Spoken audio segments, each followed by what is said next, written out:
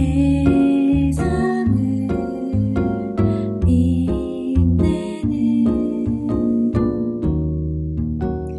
나와 너.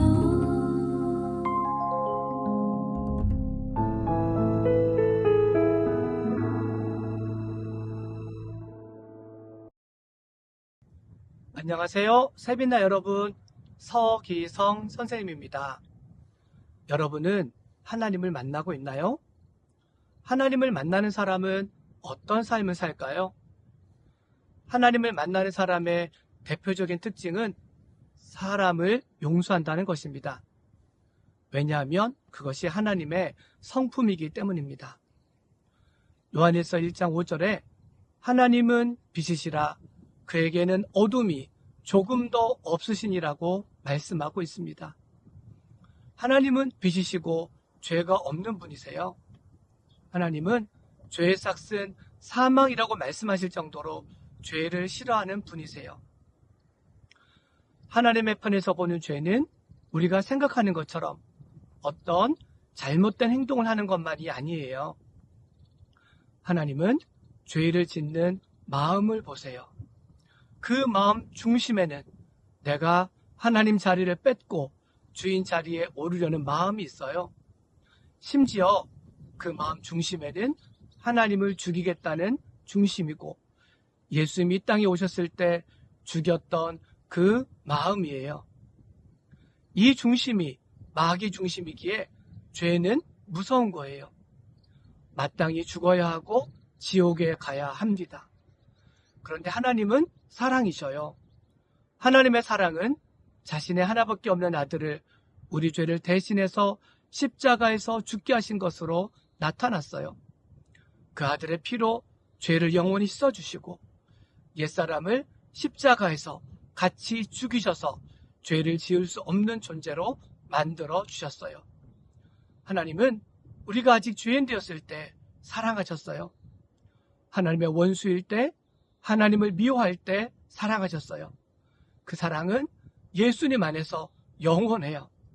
하나님은 우리가 삶 가운데서 짓는 무서운 죄를 예수님의 피 안에서 용서해 주세요.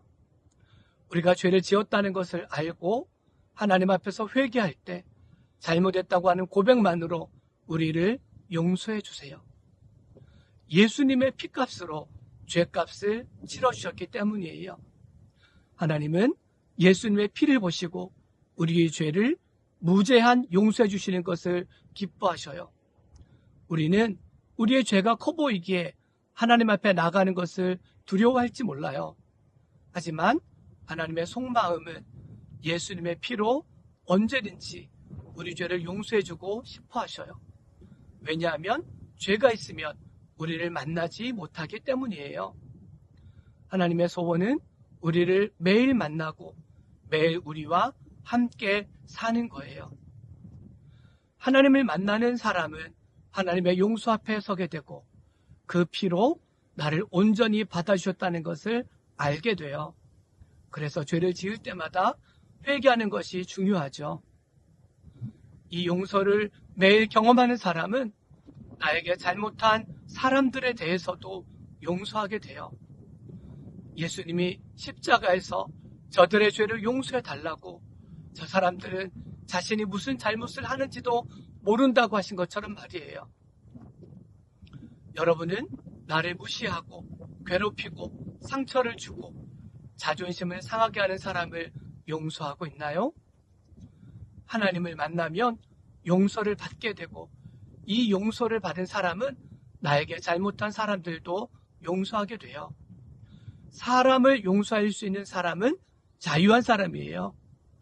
용서하지 않는 사람은 스스로 감옥에 갇힌 사람처럼 살게 돼요.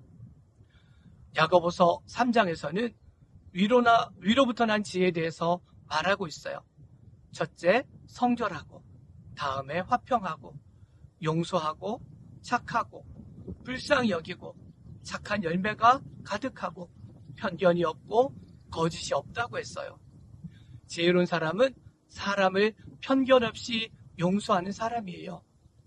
원수 갚는 것은 하나님께 맡기고 선으로 악을 이기는 사람이에요. 오늘도 하나님이 여러분을 만나고 싶어서 기다리십니다. 여러분을 용서해주고 싶으셔서 기다리십니다. 그 용서를 경험한 사람으로 또 다른 사람을 용서해 주기를 원하십니다. 그러면 세상은 하나님의 사랑이 어떤 것인지를 보게 될 거예요. 우리 세빈나 친구들도 하나님께 받은 용서로 친구들을 용서하며 자유한 삶을 누리기를 기도할게요. 안녕!